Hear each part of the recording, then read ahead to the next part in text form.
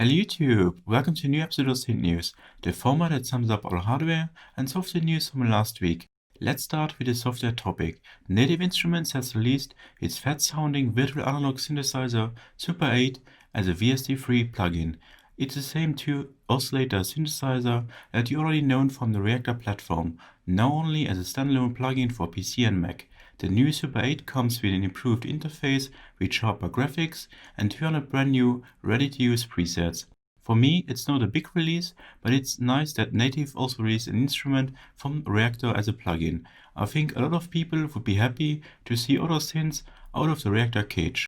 Another good soft news came from France last week. UVI has updated its flagship synthesizer FALCON to version 2.1. FALCON can be seen as one of the strongest competitors to Omnisphere 2 and of course also Hellion, as it bundles a lot of synthesis power in one plugin. Besides 40 new wavetables and 100 new presets, version 2.1 comes with a wealth of new features. First, we welcome 2 new effects, magnetic bass shaper and feedback machine, that let the effect number grow to over 19, what is massive. The latter is especially interesting because it's developed to create own custom effect chains with a customizable feedback loop. Secondly, the powerful FALCON script engine has been updated with 5 new sequencer and probability-based scripts. For me, a very solid and impressive FALCON update that is once again free of charge. If you don't have a license yet and are very interested in this plugin, you can now save 30% off and get free libraries on top. Don't miss this sale.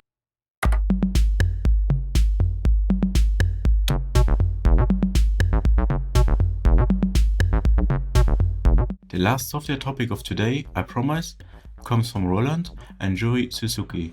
Both have created a new music creation platform called 808 303 Studio for the electronic from Kraftwerk to the Chemical Brothers exhibition in the Design Museum in Kensington, London. Well, you know how strange the current times are with Corona, so they decided to remake the app and make it available online for free to everyone. The app includes a browser-based emulation of the Roland TR-808 drum machine and TB303 bassline synthesizer. Both sounds very good and are fun. More than open your browser and try it yourself, I can tell. For me, it's a good move by Roland to bring this story closer to people. Before we deal with the many URAC topics of the past week, I want to talk about 2 exciting hardware topics.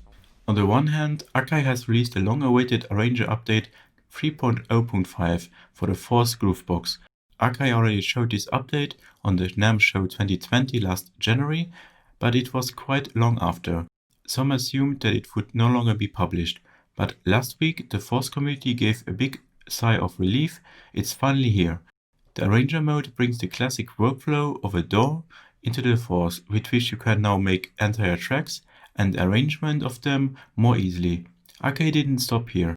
They include MIDI Multi that expands the device connectivity, new useful macros, new advanced 16 levels of dynamic sample triggering, and for me one of the highlights is the ABLETON Live integration. The latter is very exciting because you can not only use Force as a push-style MIDI controller for live, but also import complete ABLETON Live projects into the Force. For me, it is developing more and more into an ABLETON Live standalone unit, but without saying it. That's an amazing move and nice to see how Akai improve it with every new update. Please continue like that. If a collaboration is accepted with a big applause by the community, then you can work together with no doubt again. That is probably what Novation threw with its Space Station 2 FX Twin project. Now there are the first official indications that both have worked together again on a new product. I don't know much, but there are signs that it will be a new synthesizer called FX Station. A poster reveals some of the features of the instruments. However, it doesn't show what kind of synth it will be.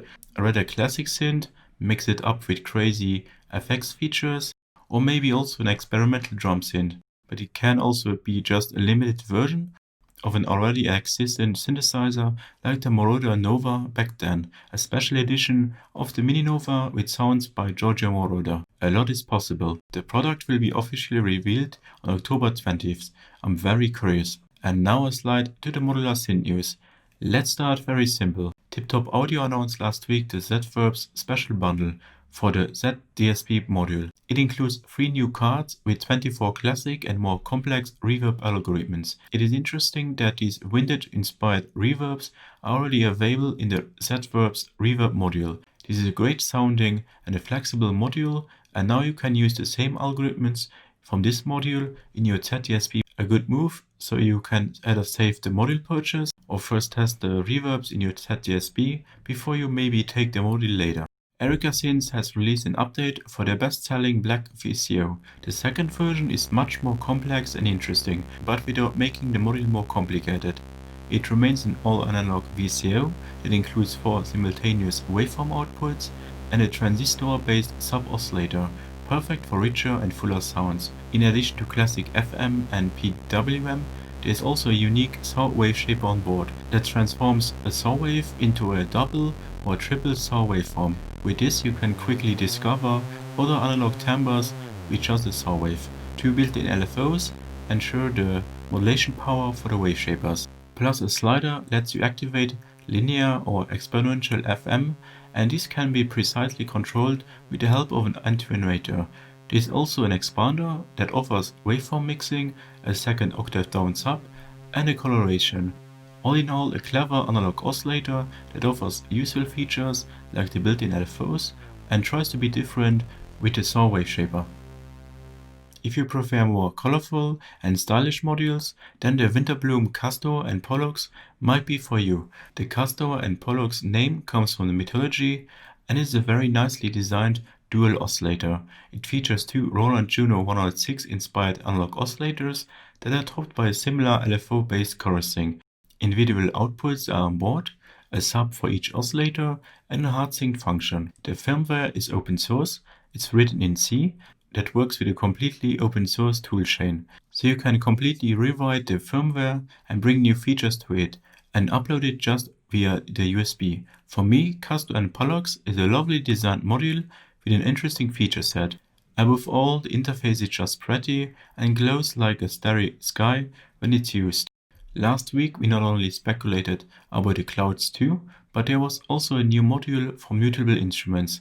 The popular Wales Quad VCA has been reissued and improved in many places. The updated version has now a vertical layout, only 10 HP, and sliders instead of knobs. The sliders also contain useful gain indicator LEDs, and they also have added positive offset controls for direct use of bipolar modulation sources. A very nice and welcomed update for the old-time classic Quad VCA module. At the same time, Mutable Instruments has given another hint for the cloud successor. Emily J. Lee wrote on Instagram, "A smaller release to make room for a larger release. This indicates that something bigger will be published shortly, possible a new clouds. I'm very excited to see it."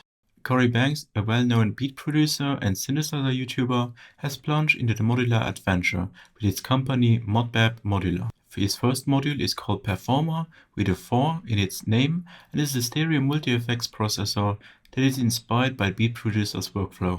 The Performer is based around 4 different beat-optimized stereo effect processor, Doppler-style delay, lush reverb, glitch for beat repeats, and tape-stop effects, melted into a compact 14 HP module.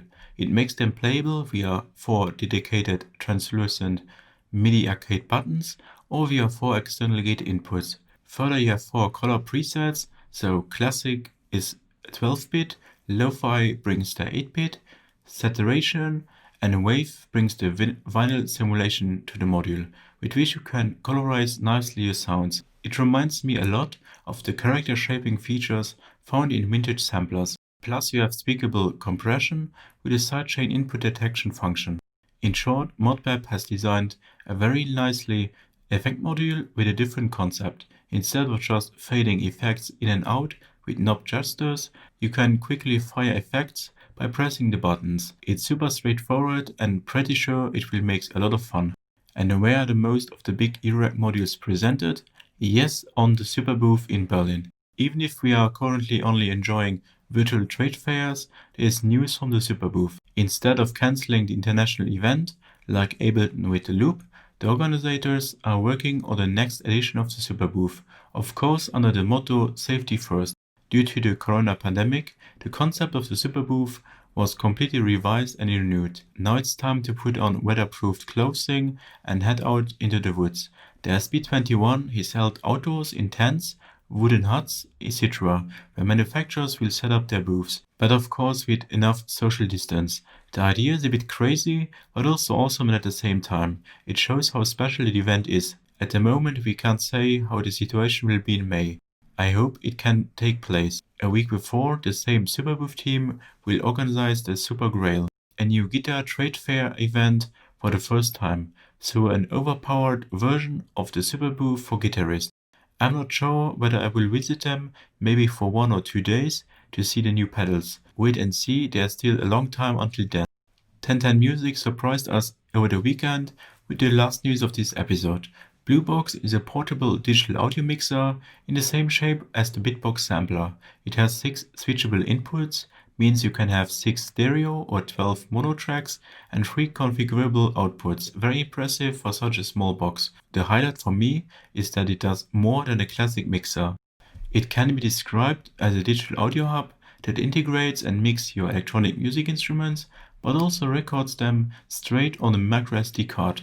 Plus you get a 4-band EQ per track and global reverb, delay and compressor for finishing your tracks. All this can be operated with a touchscreen, knobs and buttons, so a perfect tool for DAW-less musicians. A nice, useful idea for product, in my opinion, and certainly a good partner for your Bitbox sampler.